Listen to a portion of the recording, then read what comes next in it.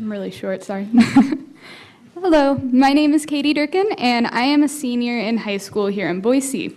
I am here today as a student, an employee of 2 businesses, and as an ally of thousands of people across our state who don't have the same rights as I do. Before I begin, there are just a few things I would like to clarify about myself. First, I am an active member in my school, church, jobs, and community. However, today I choose not to identify any of these organizations as I am here to represent myself, a member of the generation who will be living with the ramifications of whatever you choose here today. Second, as a member of my school's debate team, I participate in Lincoln Douglas debate. Therefore, in my life, I often think about the morals and values of any situation, specifically for equality and justice for all. So instead of focusing on the business part of the arguments, I will be talking about equality, rather. And third, I understand that many statements are based on the belief that sexual orientation and gender identity are a choice. However, I will respectfully disagree with this belief. I believe that sexual orientation and gender identity are with us from birth, just like race or any other immutable factors. I cannot change the fact that I am straight, just like someone who considers themselves to be gay or lesbian cannot change that fact, and that is what I believe. So, as a former AP US history student, I learned a lot about the civil rights movements of our country. Abolition, suffrage, African American rights, and the feminist movement. Years ago, in the 50s and 60s, African Americans were fighting the same battles for equality. They could, and often were, fired or evicted just for being black. Interracial marriages were frowned upon, even when they were legal, and many people were arrested during the civil rights marches, protests, and sit-ins.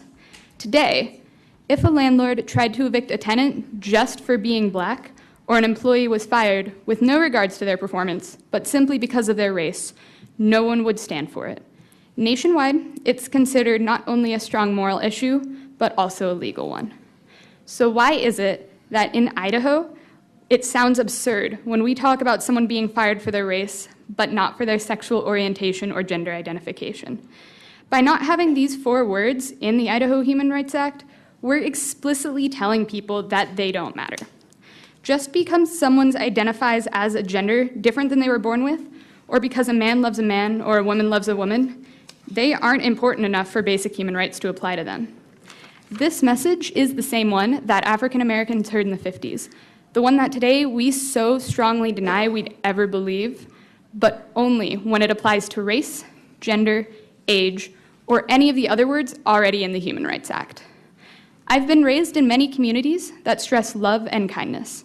My church told me as I grew up that God loved everyone, and that I should too. In kindergarten, I was taught to get along with anyone, and the only reason I ever saw to was that someone got on the swing set before I could. This mentality has persisted throughout my schooling.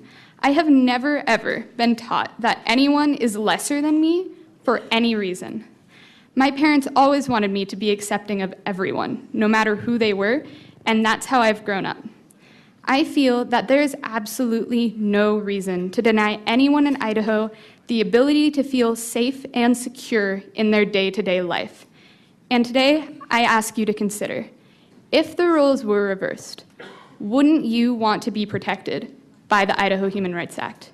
Wouldn't you want your state to advocate for your rights? I conclude today with a quote from Martin Luther King Jr.'s I Have a Dream speech.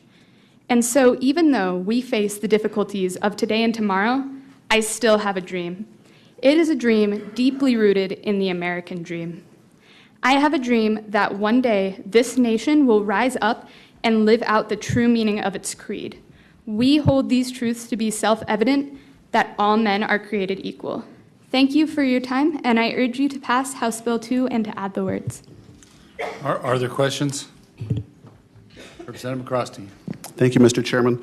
Ms. Durken, you spoke a lot with regard to the history of African Americans in our country, even referencing Martin Luther King in one of his speeches. You also spoke about being raised in a number of different communities. Would you be able to describe yourself as African American? I would not, personally. Thank you. Further questions? Thank you.